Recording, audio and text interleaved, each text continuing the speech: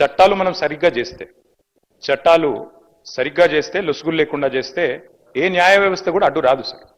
మేము చెప్పేది అదే, మొదటి నుంచి చెప్తుంది అదే. చట్టం సరిగ్గా చేయండి, శాస్త్రీయంగా చేయండి. మా కమలాకరణ చెప్పింది కూడా అదే. శాస్త్రీయంగా చేయండి, అధ్యయనం చేయండి, ప్రాసెస్ ఫాలో కండి. అప్పుడు ఏ జ్యుడిషియల్ రివ్యూలో కూడా మనకేం ఇబ్బంది రాదు, ఆటోమేటిక్గా మేము అనుకున్న లక్ష్యం నెరవేరుతుంది. రెండోది సార్, నేను దయచేసి మంత్రి గారిని కోరుతా ఉన్నా, మేమందరం కూడా మా పార్టీ అంతా కూడా ఆదర్శంగా తీసుకునేది పెద్దలు, మా తెలంగాణ సిద్ధాంతకర్తగా మేము భావించేది ప్రొఫెసర్ జయశంకర్ గారు.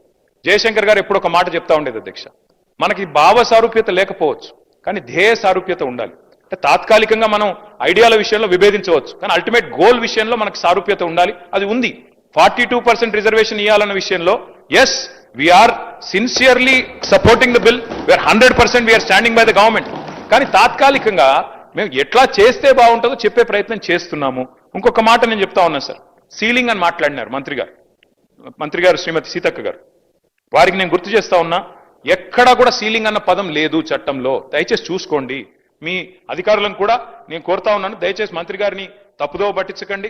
సార్ ఈరోజు నేను చెప్తా ఉన్నాం అధ్యక్ష, దానికి సంబంధించి మీరు వేరే రూపంలో పోయి దీన్ని ఆపు చేయకుండా ప్రయత్నం చేయాలని అందరినీ కోరినారు, మిమ్మల్ని కోరిన ఎవరిని కాదు, అందరినీ కూడా ఎవరన్నా.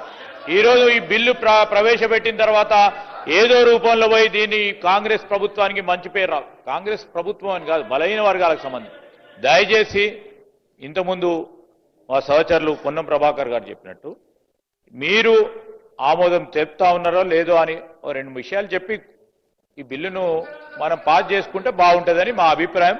అదే మా సలహా, మా సూచన కూడా కోరుతా ఉన్నాం అధ్యక్షుడు.